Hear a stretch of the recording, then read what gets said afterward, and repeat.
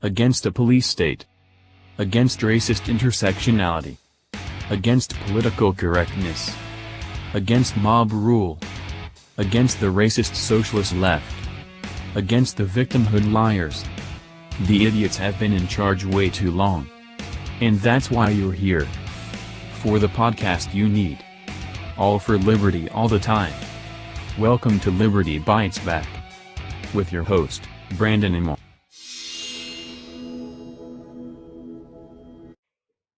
Welcome to the 5th episode of Liberty Bites Back. Today, I am going to go over the real issues that will affect the election in 2020 USA presidential election. Also going to go ahead and go over a bunch of different issues as well.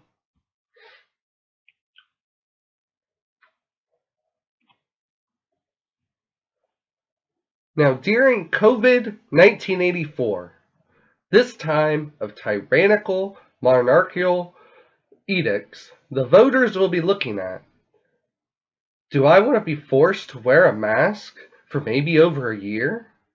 Or do I want to be freed from this tyranny? The voters, they will be looking at, do I want to be shut down again and be moneyless again? Or do I want to be freed and have money in my wallet? And this is just the plain truth. This is just plain common sense. And this has turned this whole pandemic, and it has turned our American Republic into a dictatorship ruled by the mayors and the governors. Now with this issue, there's many news sites, and they like to go ahead and be like, oh, to mask or not to mask? That is the question. But the question is not whether it is to mask or not to mask. That's not the question. It's whether we will be forced to do either of those. In a republic with inalienable rights, that is what a republic is supposed to have. We are supposed to have inalienable rights. The forced involvement of the state to decide our decisions is what tells us if we have liberty or if we have tyranny. And right now, do we have inalienable rights? Rights that are not able to be taken away? No, liberty has died under COVID-1984. We have tyranny right now, folks. We are seeing tyranny before our faces. We are seeing mothers being tased for being maskless at a football game. Christians praising God. What happens to them? They're getting arrested. I thought that was the First Amendment. Don't you have the freedom of religion? Oh, not anymore. We're going to go ahead and arrest you. Because what is the state saying? Oh, wear your mask, social distance, or we will use this force against you. We will make you comply to our tyrannical decrees, they all say. Oh, what is the state saying to those praising God? They're telling them to give up their faith in God and to worship the state and worship their decrees. I'm not going to bow to the government that destroys liberty, nor am I going to bow to anything other than God himself. In 2020, we can see the elections boiling down to Donald Trump, who doesn't want to force mask wearing, nor does he want to shut the economy down again. But Joe Biden, he wants to force those masks on us, and he wants to shut the economy down once more. Joe Biden wants a recession again. Joe Biden wants the economy to fail the people. He wants you to lose your job. And he wants to shut down those churches once again. Oh, you best believe with Joe Biden, there's going to be more force than ever.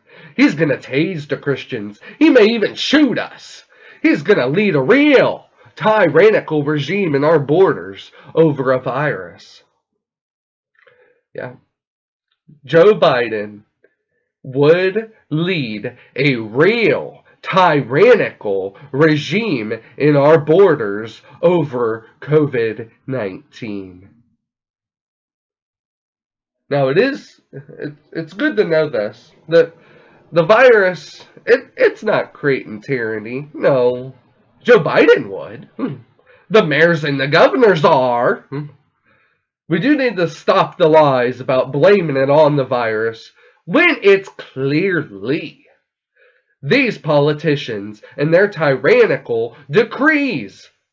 The longer this tyranny continues, the worse we are off. If shutdowns or whatever, lockdowns, if they happen again, the well will run dry.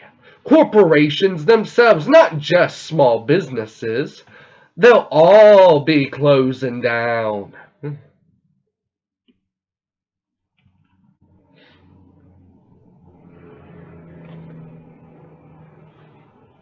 Now, years ago, for years, I was pushing along with Adam Kokesh, and he is still pushing this idea, that instead of a federal government within a republic, we should have localism take over. While still I believe in localism in the economic stance, I now think that COVID-19 has proved that localism can turn our lives into a tyrannical disorder just as much as the federal government when it's misused. I'll admit after this disaster, I was wrong. The real need we need to push for is a restoring of the republic and a withdrawal from our evil empire. The mayors, the governors, they're emboldened. They can be just as tyrannical as a president sometimes, but worse, because they're right at your throat. Localism as a government stance can lead to many issues. They can make stupid decrees like a tyrannical monarch, and they will be in your state, or they will be in your city, and they'll enforce that bullcrap right on you. There's no thousands of miles away from these evil leaders. No, they're right on top of you. And they will enforce their edicts, their ideas on you. Their orders are just as threatening to your freedom as a president and the federal government, and nothing makes that more apparent than right now. These tyrants need to stop their unconstitutional wrongs. Their violations against the law of the land need to end.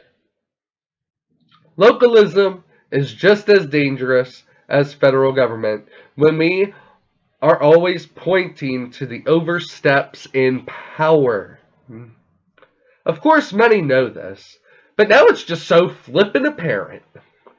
When I first was pushing it, I thought it would be easier to control the local government, the local way of government, But truly many follow narratives from not the local minds, nor do local journalists even always care about local minds, but instead they are stuck in thought bubbles and are way too stuck in corporate crap to actually question authority.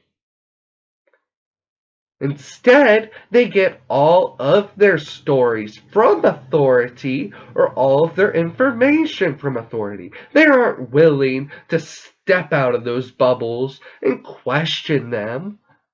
They take them at their word.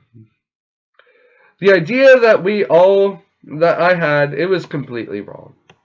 Localism is a wrong idea. As it's clear as day, these locals, they beg for liberty to be lost for their safety, even if it's not real safety. They'll still go up to those politicians, be like, "Oh, please, take my liberty away for some safety. I want safety more than that. Our liberty needs to be inalienable." With the republic, which is now the clear way to keep liberty, liberty must always be kept, with rights staying inalienable. We must have a real and true inalienable rights to be a republic, and we must always guard our rights and our liberties.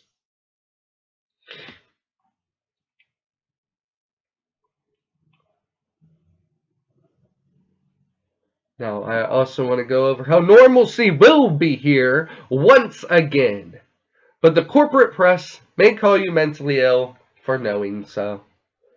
CNN, they put an article out titled, "There is no getting back to normal, experts say. The sooner we accept that, the better."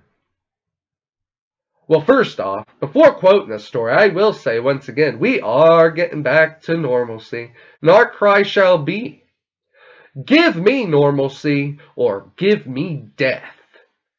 Quote, as 2020 slides into and probably affects 2021, try to take heart in one discomforting fact. Things most likely never going back to normal. It has become a well-worn phrase our politicians, officials, experts, even family like to lean on, an ultimate elusive prize. Perhaps it's nostalgia for the world of January, a place where daily life more closely resembled our past decades. Perhaps it's a bid to show control, to revert to a time when change was not universally imposed upon us. But January's long gone. It's not coming back. And psychologists will tell you that's only bad if you can't come to terms with it. End quote. Well, I'll tell you, I think it's these lunatics that are pushing for the American people to be stuck in paranoia and being shoved into psychological disorders like forcing phobias on others that will have to learn and come to terms that we are going back to normal. Real normal. Normalcy. Quote, we are slowly learning if this year's changes are permanent. If work for the lucky among us will remain from home. If we visit the grocery store less but spend more. If we find wearing a mask on the metro to just be a part of life. If shaking hands and embracing will become less common, if most of your daily interactions will occur via video conference rather than in person. 5 years change in 6 months is a common slogan for the pandemic. The disruption has upended lives and jobs lost, and relatives who live alone or perhaps died without saying the right goodbyes. Yet permanently severing ties with January is not necessarily a bad thing, psychologists say. The danger comes from hankering for normalcy again, rather than getting on with working out how to deal with whatever is ahead.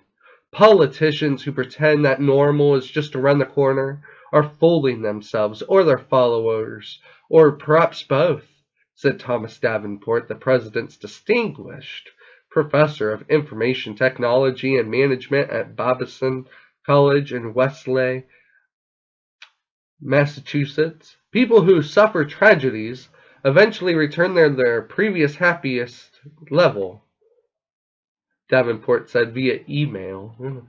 But I think that COVID-19 is a little different because we keep expecting it will end soon. So there's no need to permanently change your attitudes about it. The human tendency to believe change is temporary and that the future will again resemble the past is often called normalcy bias. End quote. Later on in the article, they state anyone who wants normalcy is just a medical issue. Normalcy bias, they say. But that's not what a medical issue nor the mental disorder that is the problem. But the full-fledged push for you all to have phobias and mental disorders, that's the real atrocity in America. We need to get back to a sane America. We need to leave this mental disorder state behind.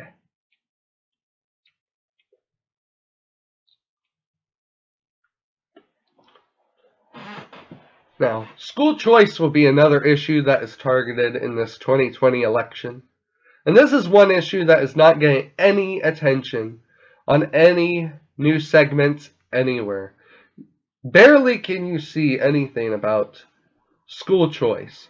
Now, Donald Trump, he's been pushing for school choice, and Joe Biden wants to keep your children in there in government indoctrination camps. After COVID-19, it's became even a bigger issue as schools are going into insanity, but also because of critical race theory, racist propaganda that's being indoctrinated into young minds. Critical race theory is the clear-cut ideology that try to argue privilege. It's pushing to judge all off their skin color, like a racist indoctrination theory. They try to argue that many are racist due to their skin color alone, or they try to say that people based off their skin color won't achieve anything in life. It's a clear racist indoctrination theory to perpetrate the lies of being against racism while they push racism.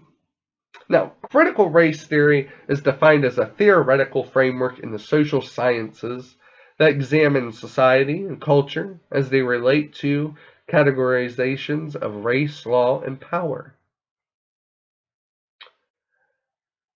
And that is one reason many people are looking at school choice.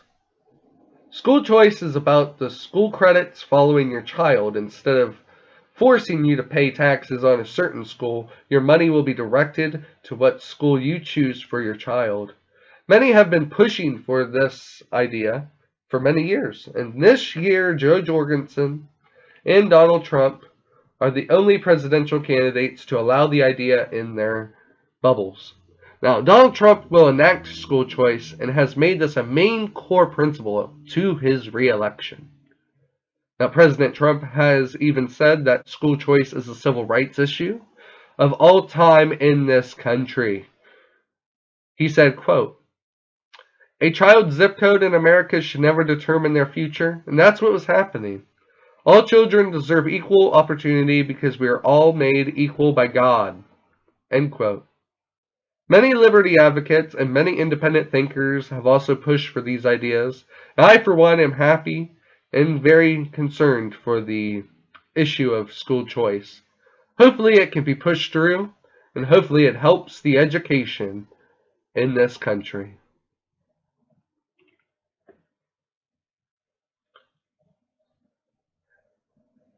Another issue is the riots. They're going to be a big issue, which coincides with self-defense.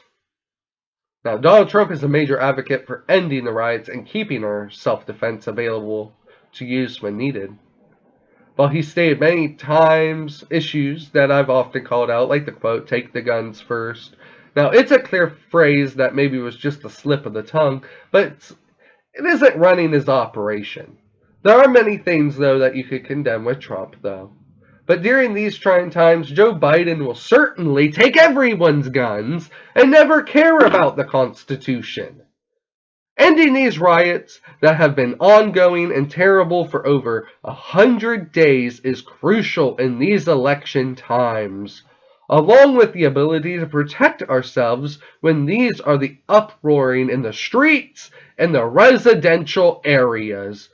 He's even stated that Kyle, the Kenosha Kid, Rittenhouse, acted in self-defense.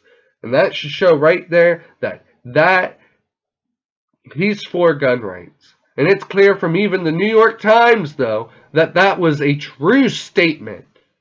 They even had to admit to such, that Kyle Rittenhouse acted in self-defense. Now, that was an action of clear self-defense that got Trump into a lot of negative press, as they all want to take the guns first, and he still stood up to these bullies of our liberties in our Second Amendment. It's clear that if it was up to the Democrats, they will riot, and they will keep you armless, so you're sitting duck in a fire of violence. They want you to be a sitting duck in a fire of violence. We must end this violence, and we must end the liberty thieves. We must uphold the law of the land and restore our republic now. Now, I do want to go ahead and thank you for watching the 5th episode of Liberty Bites Back. I do hope you have a wonderful day today. And with liberty, I say bye.